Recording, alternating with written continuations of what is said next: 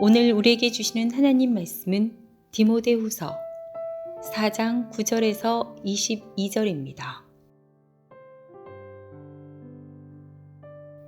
너는 어서 속히 내게로 오라.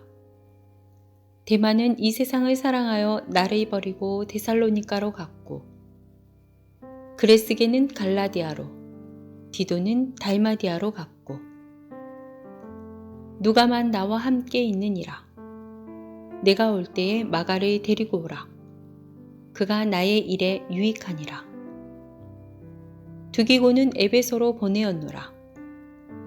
내가 올 때에 내가 드로아 가보의 집에 둔 겉옷을 가지고 오고, 또 책은 특별히 가죽 종이에 쓴 것을 가져오라. 구리 세공업자 알렉산더가 내게 해를 많이 입혔음에 주께서 그 행한 대로 그에게 갚으시리니 너도 그를 주의하라. 그가 우리말을 심히 대적하였느니라.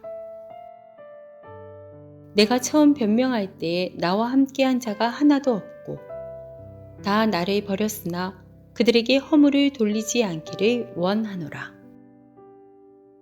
주께서 내 곁에 서서 나에게 힘을 주심은 나로 말미암아 선포된 말씀이 온전히 전파되어 모든 이방인이 듣게 하려 하심이니 내가 사자의 입에서 건짐을 받았느니라.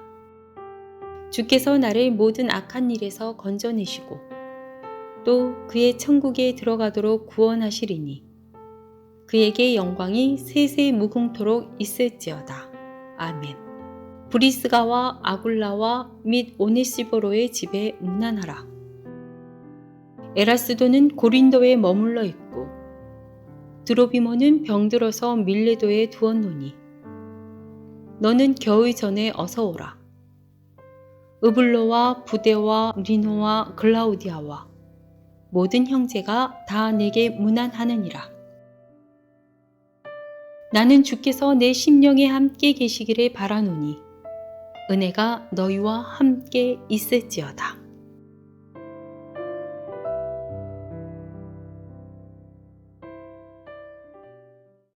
오늘은 디모데후서의 마지막 강해를 하는 날입니다. 사도 바울은 편지를 마무리하면서 디모데에게 개인적인 요청을 했습니다. 빠른 시일 내에 감옥에 있는 자신을 방문해 주기를 요청한 것입니다. 9절을 보겠습니다. 너는 어서 속히 내게로 오라. 우린 여기서 복음의 큰 거목과도 같은 사도 바울도 정서적인 외로움과 욕구를 가지고 있는 우리와 같은 평범한 인간이라는 것을 보게 됩니다. 사도 바울은 자신을 특별하게 신비하게 보이려 하지 않고 평범하고 진실되게 보여주려 했습니다. 10절에서는 자기 주변에 아무도 없는 외로움을 표현합니다. 데마는 이 세상을 사랑하여 나를 버리고 데살로니가로 갔고 그레스게는 갈라디아로 디도는 달마디아로 갔고. 데마는 초기에 바울의 동역자였습니다. 골로새서 4장 14절에 보면 사랑을 받은 의사 누가와 또 데마가 너희에게 문안하느니라 라고 되어 있습니다. 빌레몬서 1장 24절에도 또한 나의 동역자 마가, 아리스타고, 데마, 누가가 문안하느니라 라고 되어 있습니다.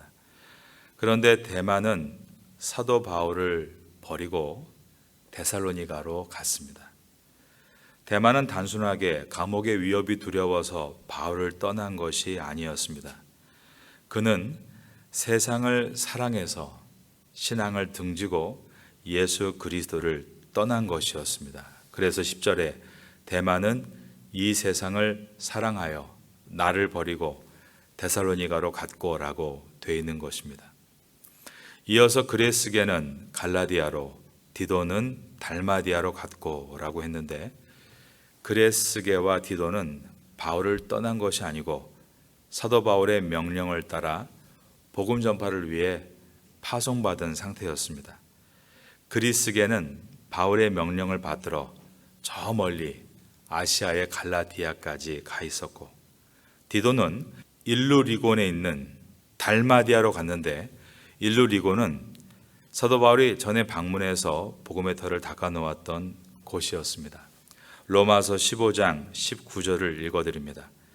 표적과 기사의 능력으로 성령의 능력으로 이루어졌으며 그리하여 내가 예루살렘으로부터 두루 행하여 일루리곤까지 그리스도의 복음을 편만하게 전하였노라 라고 했습니다. 제자들이 모두 떠나고 지금 바울 곁에는 누가만이 남아 있었습니다. 11절입니다. 누가만 나와 함께 있느니라. 내가 올 때에 마가를 데리고 오라. 그가 나의 일에 유익하니라. 누가는 바울의 2차 전도 여행 때부터 함께 동행했던 사람입니다.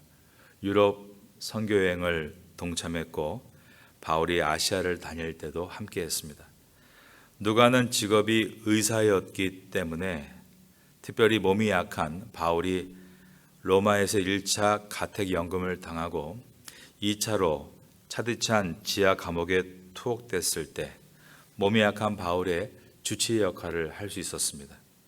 그리고 바울을 대신해서 대필자의 역할을 감당했습니다.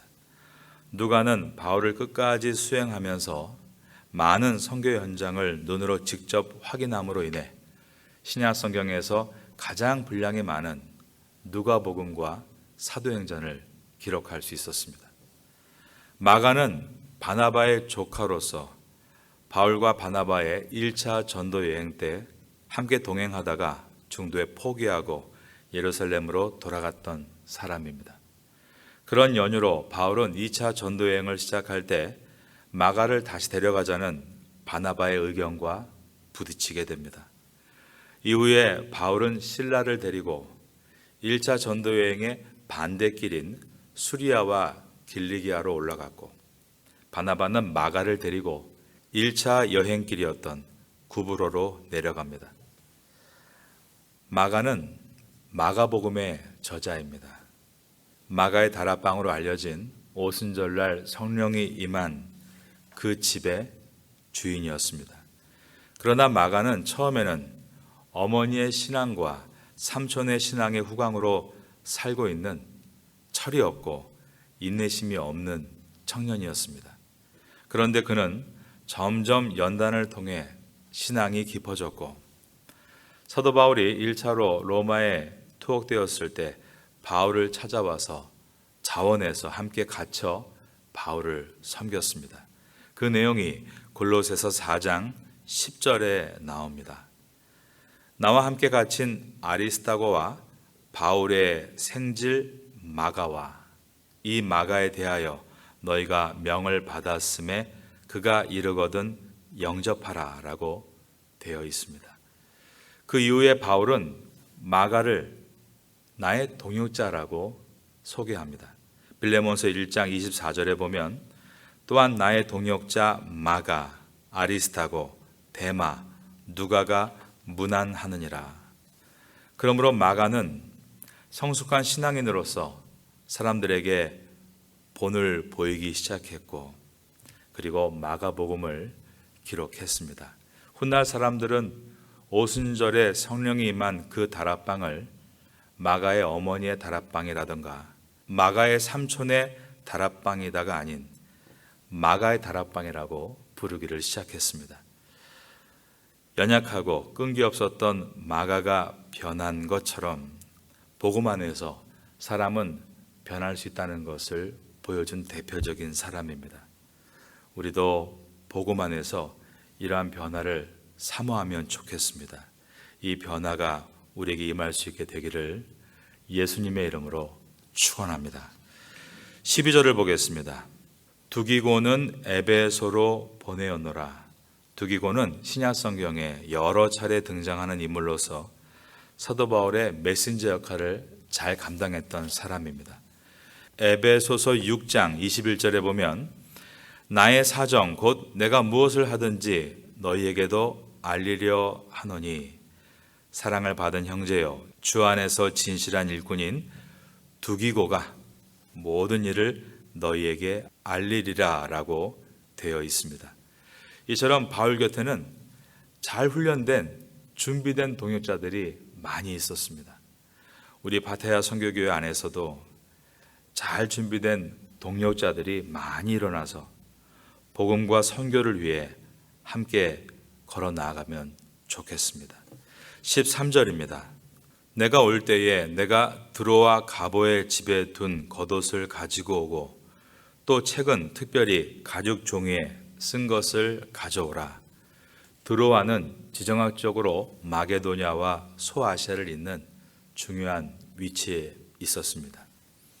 바울은 이곳에서 복음을 전했는데 많은 영혼들이 주께 돌아왔다고 되어 있습니다. 고린도후서 2장 12절입니다. 내가 그리스도의 복음을 위하여 드로아의 이름에 주 안에서 문이 내게 열렸으되 라고 한 것입니다. 이곳은 사도 바울에게 있어서 타지에서 쉼을 얻을 수 있는 제2의 집 같은 곳이었습니다. 사도는 드로아에 있을 때 주로 칼퍼스, 즉 가보라는 사람의 집에 머물렀던 것 같습니다. 그래서 디모데에게 너는 가보의 집에 들러서 내 겉옷을 좀 가지고 오라 라고 요청을 합니다. 추운 겨울이 오고 있었기 때문입니다. 대사도가 차디찬 감옥에서 겉옷 한 벌에 만족하고 있는 것은 바울을 비롯해 우리 믿음의 선배들이 복음을 위해서 얼마나 많은 것을 내려놓았는가를 우리에게 보여줍니다. 사도 바울은 세상의 부귀영화를 얻을 수 있는 사람이었습니다. 그는 특별한 출신이었고 특별한 신분이었고 특별한 교육을 받은 엘리트였기 때문입니다. 그러나 그 모든 것을 배설물로 여기고 나를 구원하신 예수 그리스도를 전하기 위해 전심전력을 다하다가 추운 겨울을 지하 석조 감옥에서 겉옷 한 벌로 나려고 하고 있었던 것입니다. 오늘 본문에서 바울이 디모데에게 나를 보러 속히 오라. 내 주변에는 아무도 없다. 그러면서 바울이 키워낸 사람을 한 사람 한 사람 소개하는데 그들이 얼마나 쟁쟁한 사람이었는가를 이렇게 우리가 확인하게 되면 지금 바울의 인간적인 외로움과 겉옷 한 벌로 찬 겨울을 나려하는 이 모습이 초라하거나 슬퍼 보이는 것이 아니라 오히려 신앙의 위대함과 품격이 서려있는 아름다움을 역설적으로 보여줍니다. 나에게 속히 오라 라는 이 바울의 말에 마치 내가 디모데가 된 것처럼 그의 앞에 소환당하는 것처럼 느껴지고 내가 어떻게 살아야 되는가를 돌아보게 되는 그러한 깊은 묵상으로 우리를 인도하는 것입니다. 사도 바울은 특별히 책을 가져다 달라고 부탁하고 있습니다. 그 당시에 책은 애굽의 특산물인 파피루스에다가 제작을 했는데 값이 저렴하고 가벼웠기 때문입니다.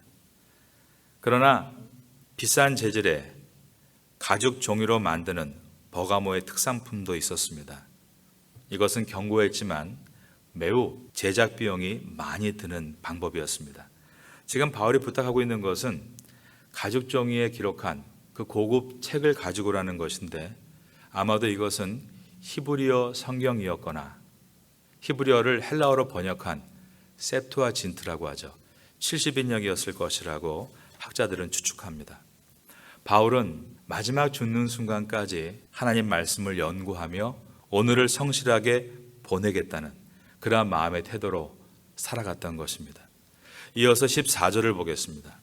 구리 세공업자 알렉산더가 내게 해를 많이 입혔으며 주께서 그 행한 대로 그에게 갚으시리니.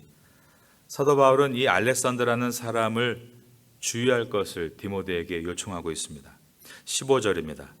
너도 그를 주의하라. 그가 우리 말을 심히 대적하였느니라.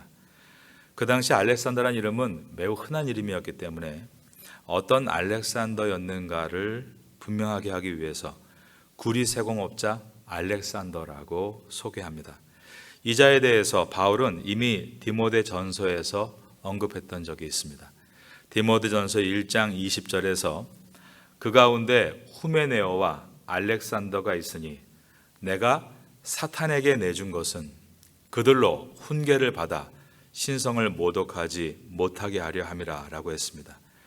그는 처음에는 그리스도를 믿는다고 하며 기독교 공동체 안에 있었던 사람이 분명합니다. 그러나 배교자가 되었고 기독교인을 박해하는 자리에 서게 되었습니다.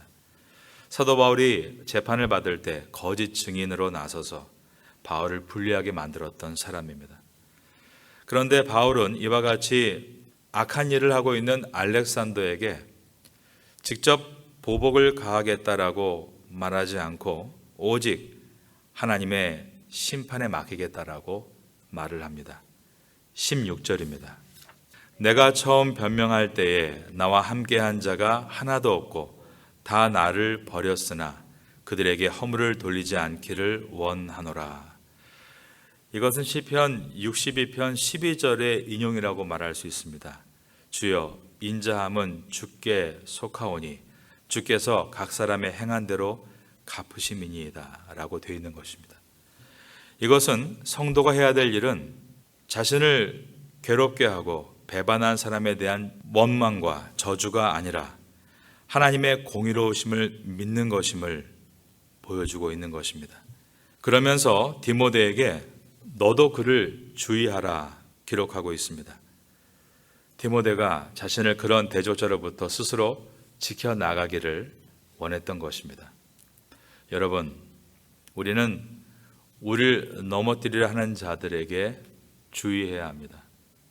그 주의하면은 유혹을 빠지지 않는 주의함도 필요하고 그들과 대면해서 싸우려 하면서 감정을 소모하고 시간을 허비하는 것도 주의해야 함을 사도 바울이 말하고 있는 것입니다. 사도 바울은 악한 세력으로부터 위협과 고통을 당할 때 그들과 상대하고 싸우려 하지 말고 그 모든 것을 너는 공의의 하나님께 맡기고 너는 너의 가야 될 길을 온전히 걸으라, 한 마음을 품으라고 말하고 있는 것이었습니다. 사도 바울은 하나님께서 나에게 힘 주셔서 내가 온전히 이 복음을 끝까지 선포할 수 있었다라고 감사와 찬양을 드리는 내용이 17절입니다. 주께서 내 곁에 서서 나에게 힘을 주심은 나로 말미암아 선포된 말씀이 온전히 전파되어 모든 이방인이 듣게 하려 하심이니 내가 사자의 입에서 건짐을 받았느니라. 내가 사자의 입에서 건짐을 받았다라는 말은 1차 감옥에 투옥되고 나서 다시 풀려난 것을 말합니다. 바울이 풀려나고 어떻게 했는가? 안전한 곳으로 피했습니까? 아닙니다. 주님께서 자신에게 맡겨주신 복음의 사명을 위해서 그는 그 당시에 땅끝이라고 알려진 서바나, 스페인까지 가서 복음을 전했고 오늘 본문에 나오는 드로아라는 곳도 바울이 1차 감옥에서 나온 후에 전도하러 간 곳으로서 그곳에 가보라는 성도의 집에 머물며 겉옷을 놔두었던 것입니다. 18절입니다. 주께서 나를 모든 악한 일에서 건져내시고 또 그의 천국에 들어가도록 구원하시리니 그에게 영광이 세세 무궁토록 있을지어다. 아멘. 사도 바울의 찬양이 점점 더 뜨거워지고 있습니다. 그 이유는 그가 앞으로 만나게 될 일에 관해서 형정에 끌려가 죽음을 맞이하는 것을 보고 있는 것이 아니라 나의 달려갈 길을 다 마치고 내가 천국에 입성하게 될 것이다를 보고 있기 때문이었습니다. 그렇다면 18절에서 주께서 나를 모든 악한 일에서 건져내셨다라고 했는데 이것이 무슨 뜻이겠습니까? 주께서 나를 모든 위협에서 안전하게 피하게 해주었다가 아닙니다. 주께서 나의 달려갈 길을 다 가는데 방해가 되는 모든 유혹에서 나를 지켜주었다라는 뜻입니다. 존 버년이 쓴 철로역정에 보면 허영의 시장을 떠난 크리스천과 소망이 장터거리에 빠져나온 지 얼마 안 됐을 때 두 마음이란 친구를 만나게 되는 내용이 나옵니다. 이 두 마음은 순례자를 자처하면서도 현세 이익에 민감한 기회주의자였습니다. 순례자 크리스천과 소망은 두 마음과 함께한 세상 집착, 돈 사랑, 노랭이 일행에 그 모든 미혹을 뿌리치고 탁 트인 들판을 지나 어떤 은광 앞에 도달하게 됐습니다. 그리고 거기서 점잖게 생긴 신사 하나를 만나게 되는데 철로역정에 보면 그 이름이 데마라고 되어 있습니다. 데마는 순례자 일행의 발걸음을 멈추게 하고 그들에게 내가 꼭 보여줄 게 있다라고 말을 합니다.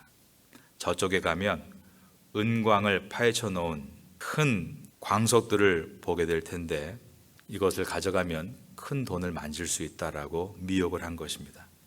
존 번연은 아마도 오늘 디모데후서 4장에 나오는 데마는 세상을 사랑해서 주님을 떠났다 여기에 착안을 해서 세상을 사랑하는, 은을 사랑하는 이 사람의 이름을 데마로 지어 놓은 것 같습니다. 금과 은에 대한 집착을 세상 사랑의 본질로 표현한 것입니다. 예수님의 제자로 따르는 것이 물질적인 이득을 전혀 보장해 주지 못하자 데마는 은광 개발에 매달리고자 했다라는 것입니다. 철로역정에 보면 순례자 가운데 크리스찬의 동행자였던 이 소망이란 자는 데마의 미혹에 거의 넘어갈 뻔합니다. 그러자 크리스찬이 데마에게 소리쳐 묻습니다. 정말 이곳 은광은 위험하지 않단 말입니까? 수많은 순례자들이 여기서 발목을 잡혔다고 하던데요. 그러자 데마가 이렇게 대답을 합니다. 아주 부주의한 자들이라면 모를까 그렇게 위험하지 않습니다. 다시 말하면 조금만 조심하면 약간의 욕망은 얼마든지 관리가 가능하다는 설명이었습니다. 그런데 정말 그런가라는 질문이 철로역정에 나옵니다. 모든 미혹의 시작은 이러한 작은 것에서부터 시작이 됩니다. 이 정도의 욕망과 미혹은 내가 극복할 수 있어. 그러한 교만한 마음이 결국 미혹에 빠지게 만드는 것입니다. 바울은 디모데에게 마지막 유언과도 같은 이 본문에서 유혹에 넘어가지 않도록 조심하라 라고 말하고 있습니다. 이제 디모데후서의 마지막 절인 4장 22절을 보겠습니다. 나는 주께서 내 심령에 함께 계시기를 바라노니 은혜가 너희와 함께 있을지어다. 바울은 시작도 주님의 은혜가 함께하기를 축복했고 마지막도 주님의 은혜가 함께하기를 축복하고 있습니다. 모두가 같은 인간이기에 동역자들이 떠난 상황에서 외로움과 허무함도 느낄 수 있지만 나는 주께서 내 심령에 함께 하시기를 바란다라고 부탁하면서 우리의 소망과 기쁨의 원천은 오직 주님께 있다는 것을 마지막 권면했습니다. 주님의 은혜가 너희와 함께 있을지어다. 이것은 우리가 경험해야 될 가장 중요한 것은 오직 그리스도의 은혜임을 마지막으로 강조한 것입니다. 이제 디모데후서를 마치려고 합니다. 디모데후서의 핵심은 복음과 고난이었습니다. 우리는 복음 전파를 위해 살아가면 필연적으로 고난을 만나게 된다라는 것입니다. 고난을 경험해야 합니다. 그러나 바울은 성도가 진정으로 사모해야 될 경험은 은혜의 경험이다라는 말을 하며 본문을 마치고 있습니다. 사도 바울이 디모데에게 준 위로와 권면으로 이 아침에 여러분께 마지막 인사를 드립니다. 여러분 모두가 주님의 은혜가 늘 경험되어지기를 마지막으로 예수님의 이름으로 축원합니다.